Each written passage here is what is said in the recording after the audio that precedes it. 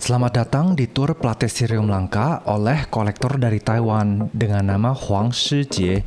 Untuk pemula atau teman-teman yang bingung dengan nama Platycerium, sebenarnya nama lokalnya adalah tanduk rusa. Dia adalah tanaman epifit indah yang hidup di atas pohon. Tanduk rusa yang kita lihat di tour ini kebanyakan asal dari Indonesia. Di luar negeri, Platycerium diapresiasi dengan kolektor tanaman langka dan dikasih nilai jual yang luar biasa tinggi. Bahkan sekarang jadi tanaman yang ngetrend di market Jepang, Taiwan, Amerika, dan Eropa. Moga-moga dengan video ini, kita warga Indonesia bisa belajar apresiasi produk dari alam kita dan budidayakan dengan baik. Bahkan melindungi tanaman Indonesia agar tidak dirampas dan dijual murah ke luar negeri. Di episode ini, kami bakal bahas mengapa harga Platycerium sangat tinggi di luar negeri. Anda bisa nikmati keindahan, keanekaragaman, dan keunikan Platycerium yang luar biasa dalam episode ini, sambil mengenal nama-nama mereka. Saya merasa sangat beruntung mendapat kesempatan untuk melihat dan merekam Platycerium langka ini karena hanya sedikit kolektor di dunia yang memilikinya. Selanjutnya, Master Huang Shijie share perawatan Platycerium di indoor dan outdoor, termasuk metode kontroversi menggunakan lampu artifisial yang nyala selama 24 jam, agar dapat penumbuhan yang cepat dan indah. Saya terkejut mengetahui bahwa sebagian besar Platycerium ini tidak menyukai iklim tropis panas dan lembab seperti Jakarta. Pada akhirnya, Master Huang akan demonstrasi perbanyakan Platycerium untuk kami. Mohon maaf karena bahasa Indonesia saya kurang bagus, jadi saya sering pakai Google Translate untuk translasi. Jadi kalau ada yang salah bicara, mohon minta kesabaran Anda. Original video ini pakai bahasa Inggris dan ada di channel utama aku, Only Plants. Ayo, kita mulai. Yang di depan kita adalah 3 Platycerium yang paling trending. Pertama ini di kiri namanya Platycerium Willinkii. Oh my god, OMG. Nah, aku dijelaskan di sini sebenarnya ini semua adalah Platycerium Willinkii, itu jenisnya. Tapi karena dia ada mutasi, ada form beda-beda, jadi dia juga dikasih nama yang beda-beda. Tapi kalau kita belajar DNA-nya, ini semua adalah satu jenis. Dan untuk Willinkii ini semuanya asal dari Indonesia dan kalau nggak salah dari dataran tinggi. Jadi mereka agak suka suhu yang agak dingin, agak adem, dan cahayanya yang sangat terang. Ada banyak hunter nyari form yang unik di dalam Willinkii ini dan menjualkan ke luar negeri. Bahkan kalau kita mau nyari form yang unik kayak gini di Indonesia, emang agak susah. Berikutnya ada Platycerium Willinkii Nano. Ini juga Willinkii dan kita lihat formnya sebenarnya beda sama yang sebelumnya. Nanti kita juga bisa lihat banyak Willinkii yang lebih gila lagi formnya. Tapi yang ini untuk sementara di market masih bisa bilang lagi ngetrend dan harganya luar biasa mahalnya. Indah sekali ya tanduk rusa. Menurutku form daunnya mirip kayak batu karang di laut. Nah di sini ada Platycerium Willinkii Jenny yang bisa bilang sekarang waktu lagi filming adalah yang paling mahal. Bahkan di pameran berapa minggu lalu ada yang dijual 3M. Harganya 3M rupiah untuk satu tanaman Jenny ini. Aku nanya waktu diambil dari alam apakah bentuknya udah kayak gini. Mereka jelaskan ya kurang lebih emang udah kayak gini. Tapi karena dibudidayakan di tempat yang lebih dingin, yang lembabnya lebih kurang, dia formnya jadi lebih indah lagi. Contohnya di daunnya tuh kelihatan ada bulu-bulunya. Itu bulunya bisa lebih tebal karena dia adaptasi ke tempat yang lebih adem. Di sini ada Platycerium Willinkii Nadare. Beda ya nih formnya kalau kita lihat daunnya walaupun semuanya Willinkii. Kalau kita pelajari DNA ambil sporanya semua adalah satu jenis. Tapi yang ini beda satu sama yang lainnya. Kita lihat nih sebenarnya silver banget daunnya cakep dan kalau nggak salah ini namanya trichomes. Bulu-bulu yang silver dan dia bisa bantu tanaman ini ekstrak nutrisi dan lembab dari udara. Jadi dia bisa minum air dari udara.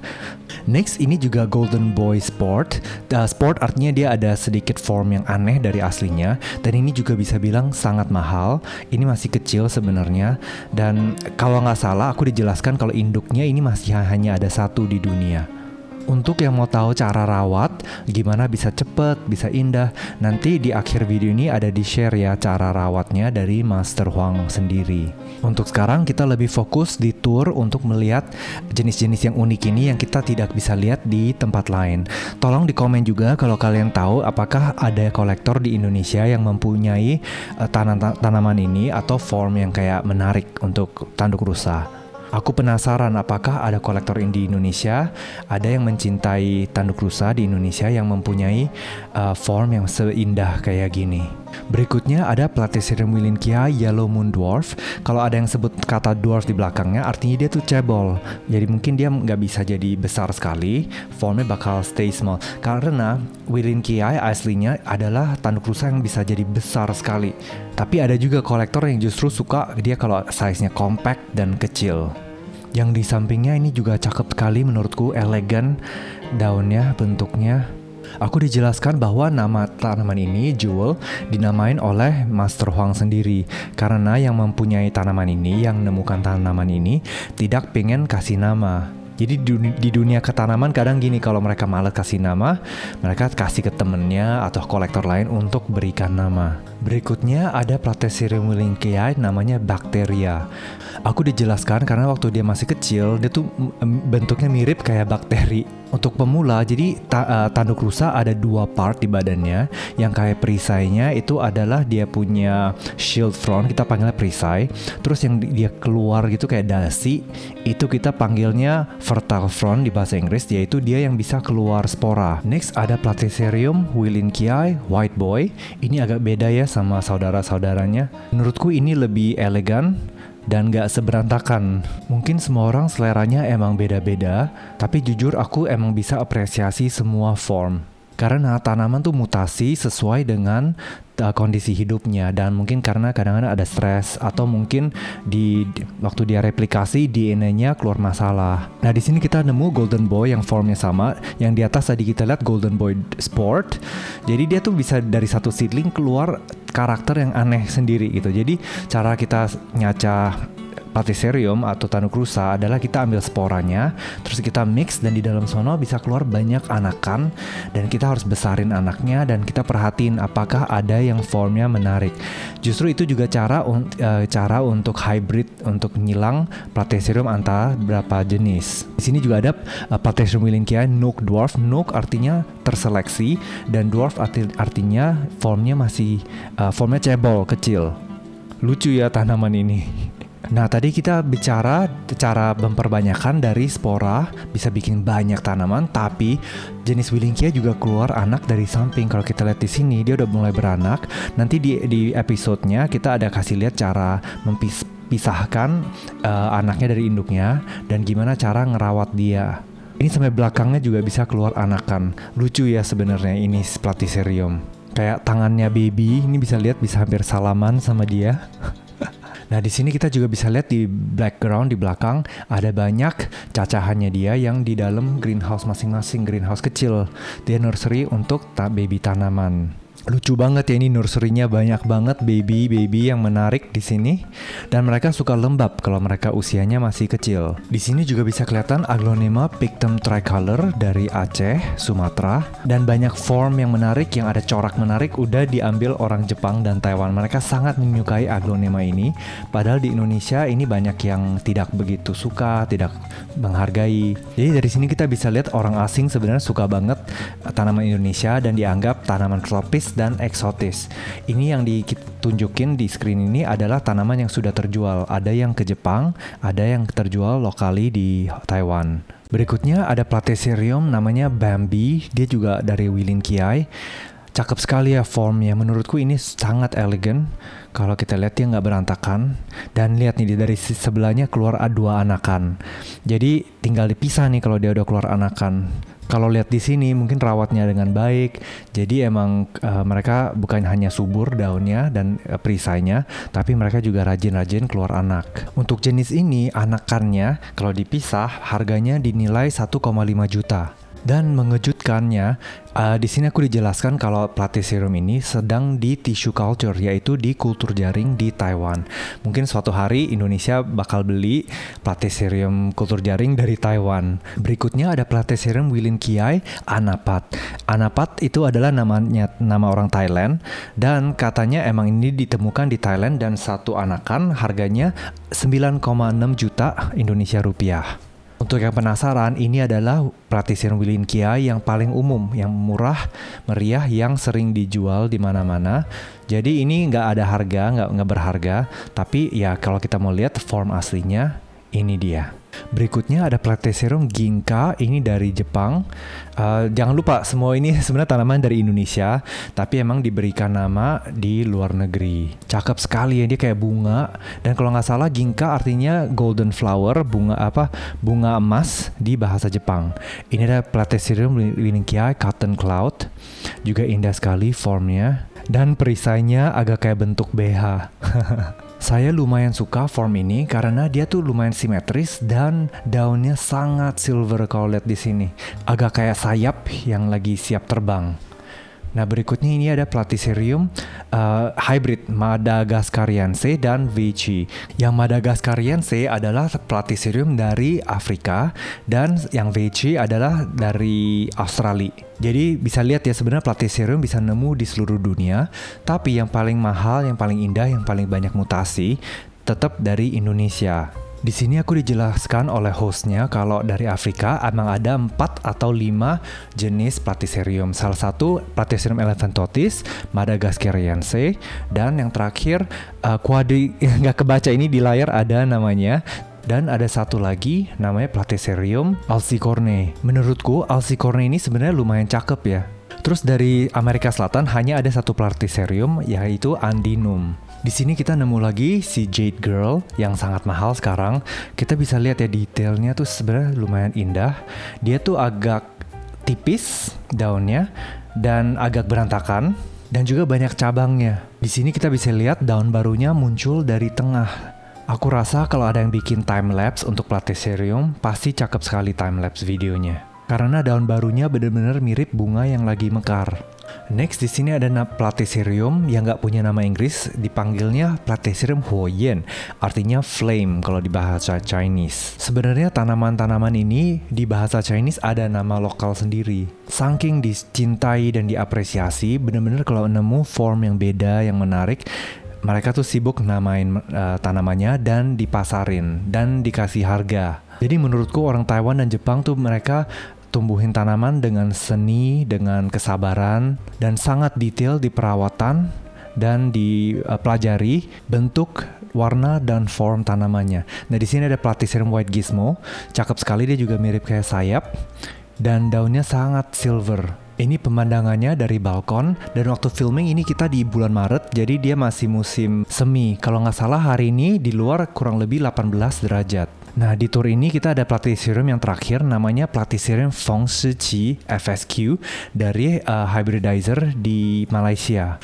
Master Fengshiji sebenarnya banyak banget Platycerium hybrid yang menarik dan sekarang harganya tinggi. Banyak kolektor nyari Platycerium dari dia. Bahkan ada beberapa yang sampai daunnya sangat curly, yang sangat indah. Sering aku lihat di pameran waktu di Thailand.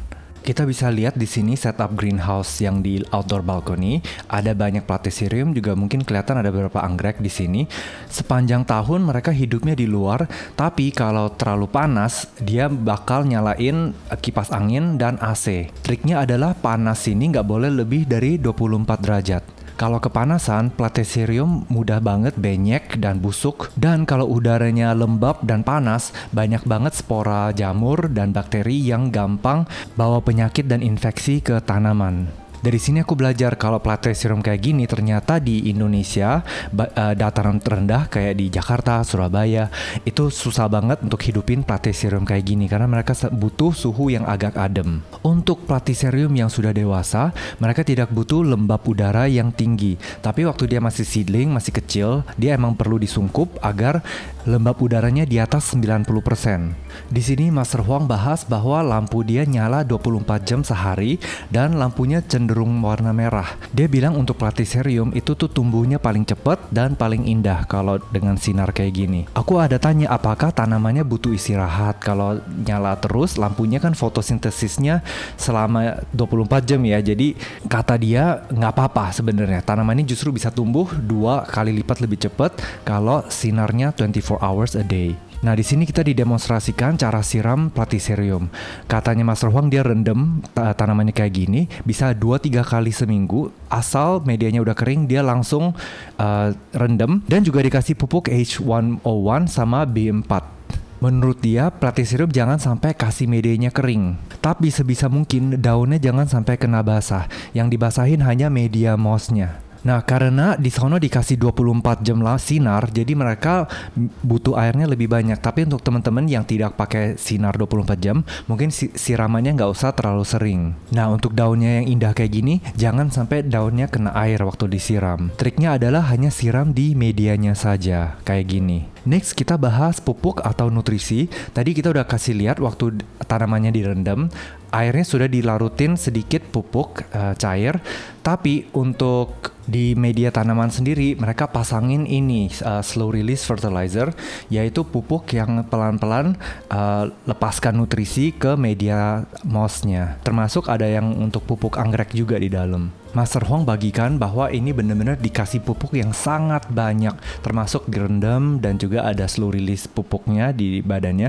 Karena dia bilang karena tanamannya dapat 24 jam cahaya dan kondisi hidup yang sangat bagus, yang kondusif untuk hidup. Jadi menurut dia ini adalah trik untuk Platyceriumnya tumbuh cepat dan indah. Di sini kita mulai masuk ke kamar indoornya. Aslinya kamar ini 24 jam lampunya tuh kayak gini. Jadi di sini nggak pakai sinar matahari sama sekali. Dan khusus untuk Platycerium indoors, sirkulasi udara sangat penting. Jadi di sini ada kipas angin yang nyala 24 jam sehari yang bikin sirkulasi udara. Dia bantu Platyceriumnya nafas dengan baik dan mencegahkan penyakit dan jamur dan bakteri. Katanya Master Huang, biasanya kalau mau tahu apakah medianya sudah kering atau enggak, ini Platycerium tinggal diangkat terus dirasain beratnya by tangan. Kalau kita rasa dia berat, dia sebenarnya masih cukup lembab, cukup basah, dan kalau udah enteng banget itu udah waktu untuk kasih siram. Nah, dikasih petunjukan di sini cara siramnya. Sebenarnya dia tuh kayak taruh di sini aja terus biarin, bisa berapa jam nggak apa-apa, setengah hari juga nggak apa-apa. Abis selesai sibuk baru ambil dan jemput dia, nah, balikin ke tempat semula. Nah, kalau mau cepet keburu-buru bisa ditekan ke bawah kayak gini. Jadi dia nyerap airnya lebih cepat dan ini mungkin hanya butuh waktu 3 menitan udah cukup. Jadi kalau buru-buru dan pengen cepet kasih dia air, kasih nyerap, bisa didorong sedikit dengan hati-hati ya. Next, kita didemonstrasi cara pisahin anakannya. Nah, di sini kita bisa lihat ada sungkupan. Mungkin di sini di Indonesia bisa nemu juga sungkupan kayak gini. Nah, waktu dia dibuka langsung ngerasa ada lembab, udara lembab langsung serbu keluar. Enak sih rasanya. Dan di sini bisa lihat nursery baby-babyannya yang lagi tumbuhin. Nah, ini sehat banget dia di dalam ya. Nah, di sini mereka pakai medianya full moss. Jadi hanya pakai sphagnum moss aja. Waktu kecil seedlingnya tumbuhnya di pot kayak gini, tapi kalau sudah agak besar dikit, dia mulai pasang di papan. Nah, di sini kita demonstrasi cara pisahin anakan dari induknya, dari Platycerium Hakuna Matata. Namanya sangat menarik ya. Di sini Master Huang keluarin gunting untuk dipotong ini kemasannya. Berikutnya ada alat kayak gini, nggak tahu namanya apa alatnya, tapi dia kayak sedikit kayak congkel gitu. Dan dipisahin nih anakannya kayak gini. Kelihatannya agak sakit ya ke prosesnya, tapi sebenarnya ini normal untuk cara pisahin anaknya.